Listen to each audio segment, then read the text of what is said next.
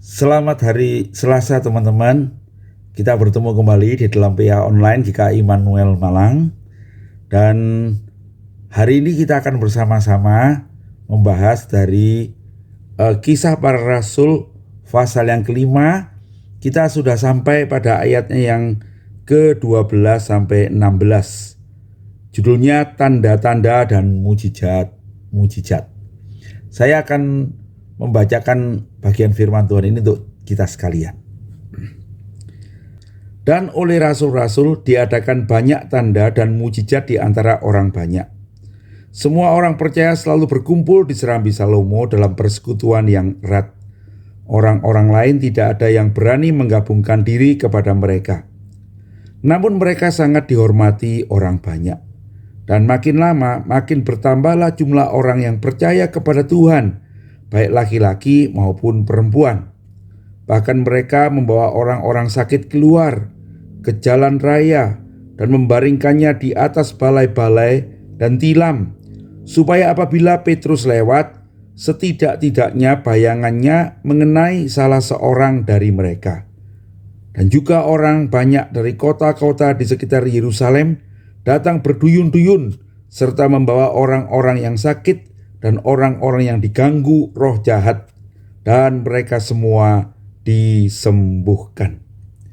Berbahagia kita yang membaca firman Tuhan, menyimpan dalam hati kita, dan hidup di dalam tuntunannya. Mari kita berdoa sebelum kita merenungkan firman Tuhan ini. Bapa yang di surga, terima kasih kami boleh kembali belajar firman-Mu. Tuntunlah kami ya Roh Kudus, supaya melalui apa yang kami baca, kami sungguh mengerti akan kehendak-Mu, dan kami dituntun untuk hidup di dalam kebenaran-kebenaran-Mu. Tolonglah kami ya Tuhan, di dalam Yesus Juru Selamat kami yang hidup, kami berdoa dan mohon pimpinan. Amin.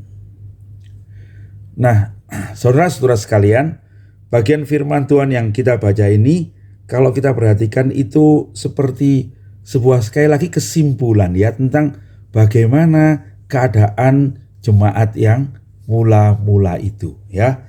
Kalau kita perhatikan bagiannya adalah untuk ketiga kalinya ya Lukas itu memberikan sedikit kesimpulan ya. Setelah yang pertama itu di pasal yang kedua, kemudian di pasal yang keempat, dan setelah dia bercerita tentang pemberian-pemberian dari Yusuf, Barnabas itu, dan Ananias Safira yang menyatakan kuasa Tuhan, itu sekali lagi dia memberikan sedikit kesimpulan ya tentang bagaimana Roh Kudus bekerja di tengah-tengah orang Kristen yang mula-mula itu ya.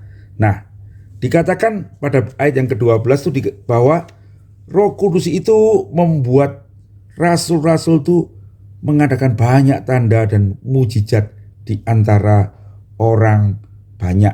Nah, sekali lagi kita sudah membahas tentang bagaimana mujizat dari orang yang disembuhkan, bagaimana Roh Kudus itu menyatakan kesalahan di dalam konteks Anes dan Safira itu.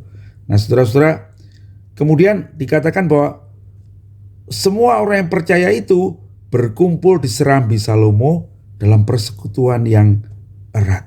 Nah, saudara-saudara, nampaknya orang-orang percaya pada waktu itu masih dekat ya dengan agama Yahudi. Jadi mungkin hari-hari Sabat mereka ke rumah Allah. Nah, serambi Salomo ini terdapat di dalam bait Allah ya, bait Allah di Yerusalem, dan mereka berkumpul di sana orang-orang Kristen ini, sehingga tentu aktivitas mereka itu diawasi juga oleh imam-imam. Nanti pada bagian berikutnya kita akan bertemu lagi bagaimana imam-imam itu kemudian membuat mereka ditangkap ya. Nah, saudara-saudara, dari sini kita mengerti bahwa orang Kristen mula-mula itu bukan bermaksud memberontak atau keluar dari kelompok mereka, tidak.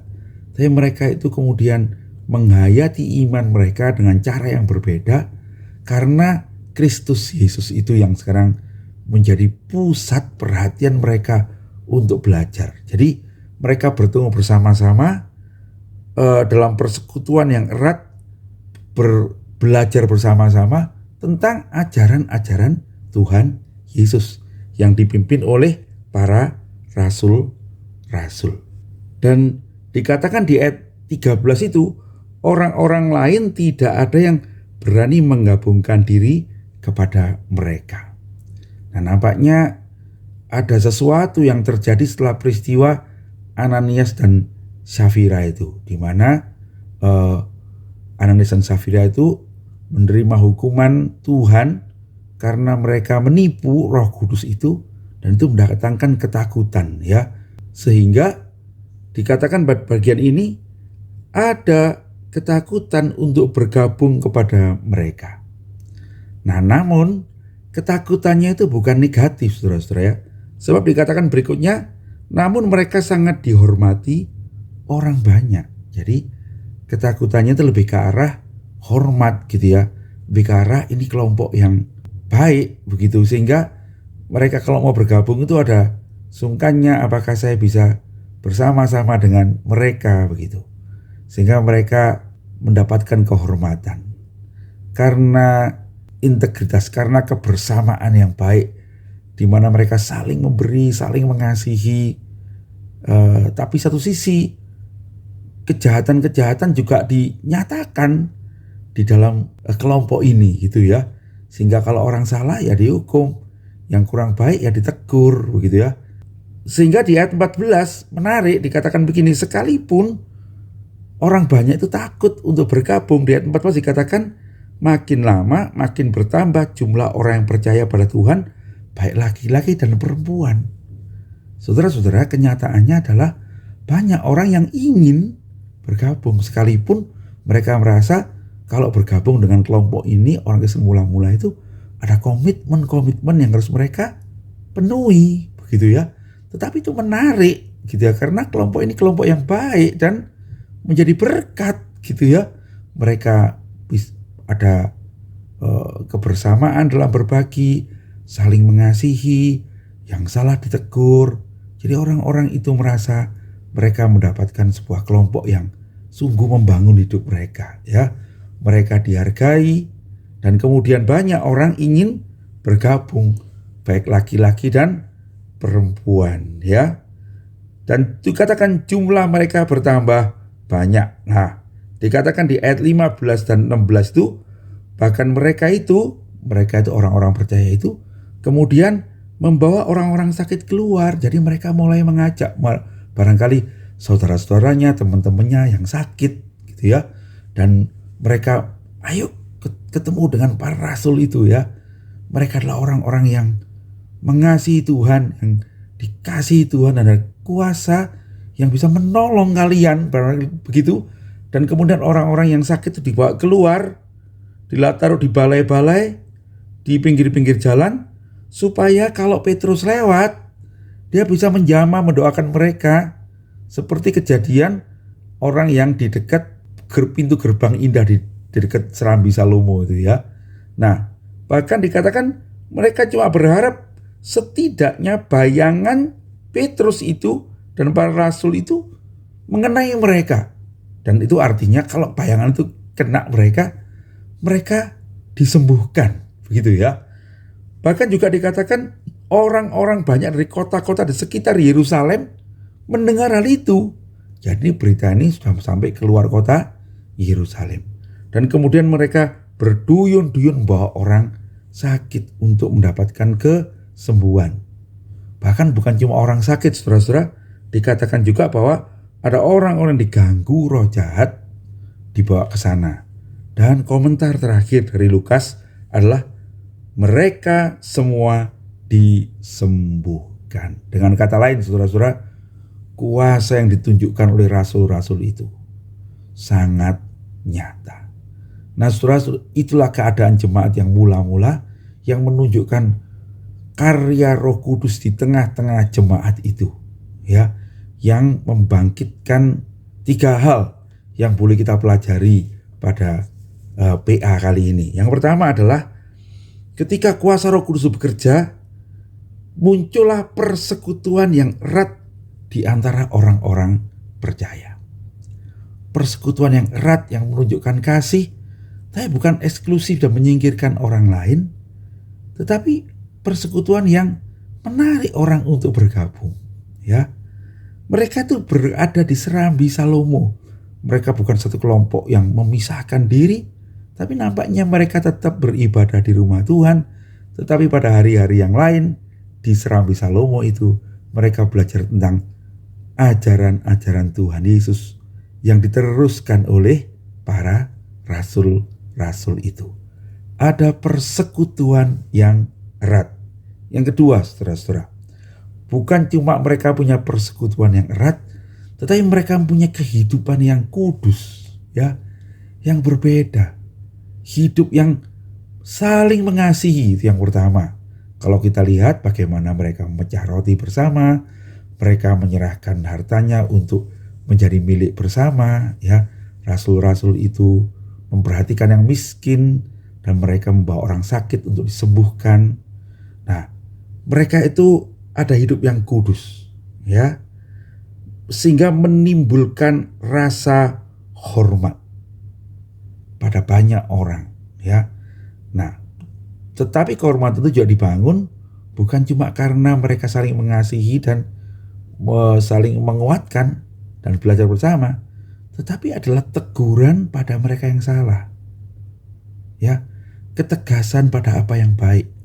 Peristiwa Ananias dan Safira itu membuat mereka menyadari kelompok ini bukan kelompok yang melindungi orang-orang yang salah, tapi kelompok ini adalah kelompok yang memperbaiki orang-orang yang salah.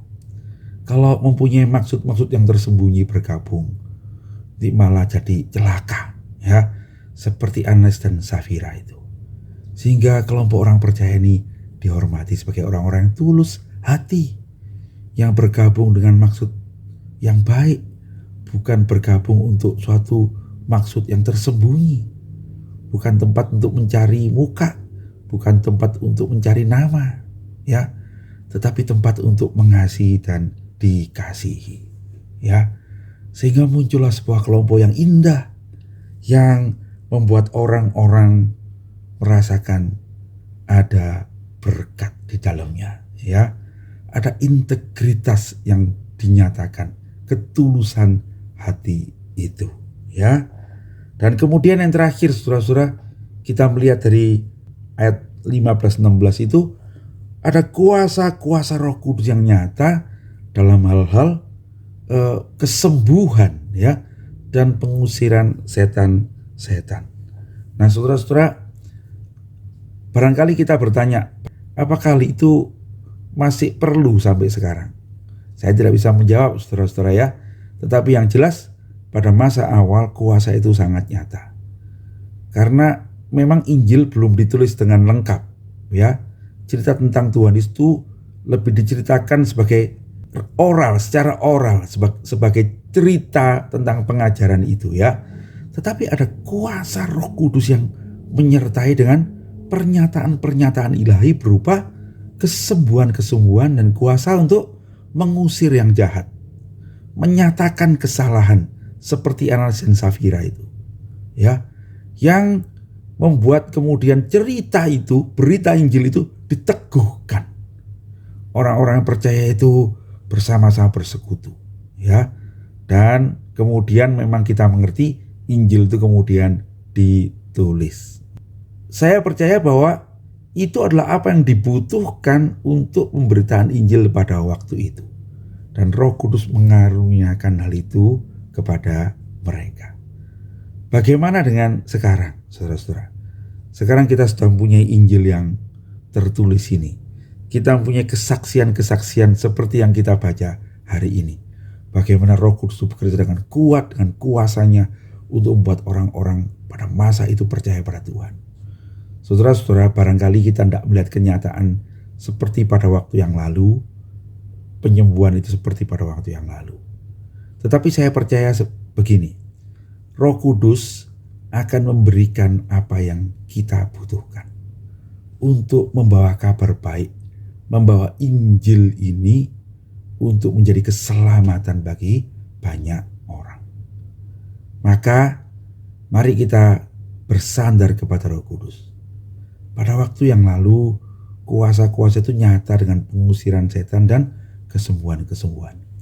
Barangkali hari ini kuasa-kuasa itu bisa nyata dari kesaksian-kesaksian perubahan kehidupan. Ya, barangkali dari kesaksian-kesaksian orang yang membaca Alkitab dan kemudian hidupnya diubahkan. Ya. Dan itu saya yakin juga adalah kuasa Roh Kudus. Tapi yang jelas saudara-saudara, bahwa di dalam pemberitaan Injil di dalam gereja, Roh Kudus itu menyatakan kuasanya. Tetap pada prinsipnya, yang perlu disembuhkan akan disembuhkan oleh Roh. Yang perlu pengajaran akan diberi pengertian oleh Roh. Yang mesti mengalahkan kuasa-kuasa kegelapan, Roh Kudus akan menuntun kita semua saudara-saudara untuk bisa menang atas kuasa gelap. Dan saudara-saudara yang membutuhkan pengertian-pengertian, Tuhan akan buat firman Tuhan berbicara dalam hati kita, dan firman itu akan merubah hidup kita. Kalau ada yang salah, Tuhan tetap akan menyatakan kesalahan. Roh Kudus pasti akan menyatakan kuasanya. Karena itu mari kita selalu berdoa saudara-saudara. Di dalam bergereja kita, di dalam hidup kita sebagai orang Kristen, supaya Roh itu menopang kita. Sebab itulah yang terjadi pada gereja mula-mula, dan itulah yang buat Injil itu kemudian diberitakan dengan kuat. Jadi saudara-saudara, kalau gitu apa yang mesti kita waspadai? Di dalam kita bergereja memberitakan Injil, membawa kabar baik, mari kita mengandalkan Roh Kudus Tuhan. Di dalam persekutuan yang erat, mari kita berdoa, mohon pertolongan Tuhan. Mari kita tidak mengandalkan pemberitaan Injil pelayan gereja ini pada kekuatan-kekuatan manusia, pada kekuatan-kekuatan harta, pada kekuatan-kekuatan kekuasaan. Tetapi kita sungguh harus mengandalkan pada kekuatan Tuhan. Ketika saya merenungkan bagian ini saudara-saudara, saya mengintrospeksi sendiri betapa kita ini bisa salah ketika kita mengandalkan kekuatan-kekuatan yang lain di luar kuasa Roh Kudus itu. Ya, mari kita sekali lagi mohon pertolongan Tuhan, dan kiranya oleh kuasa Roh Kudus Tuhanlah sungguh ada kekuatan persekutuan, ya, ada kekuatan perubahan hidup yang dinyatakan, ada kekuatan dan kuasa untuk menjadi berkat yang nyata di dalam gereja Tuhan. Tuhan kiranya menuntun kita sekalian. Mari kita berdoa. Terima kasih Tuhan, kami boleh belajar sekali lagi dari firman-Mu tentang apa yang terjadi pada jemaat yang mula-mula. Dan kami melalui kebenaran yang terjadi itu mendapati prinsip yang harus kami terus terapkan sampai hari ini, untuk mohon kuasa-Mu lah yang bekerja di tengah-tengah kami, gereja-Mu. Tolonglah kami ya Tuhan, tuntunlah kami dengan kebenaran-Mu, berikanlah kami kuasa-Mu, dan kiranya sungguh kami semua, gereja-Mu, menjadi berkat bagi banyak orang, membawa banyak orang datang kepada Tuhan Yesus Kristus, dan kami semua beroleh sukacita di dalam mengikut Tuhan. Terpujilah nama-Mu, dalam nama Yesus Juru Selamat kami yang hidup, kami berdoa mengucap syukur. Amin. Demikian PA kita hari ini saudara-saudara. Nanti sore kita boleh bertemu bersama-sama untuk mendiskusikannya dalam Zoom meeting di GKI Immanuel Malang jam 6 sore. Dan kalau ada pertanyaan kita bisa mendiskusikannya di sana. Tuhan Yesus memberkati.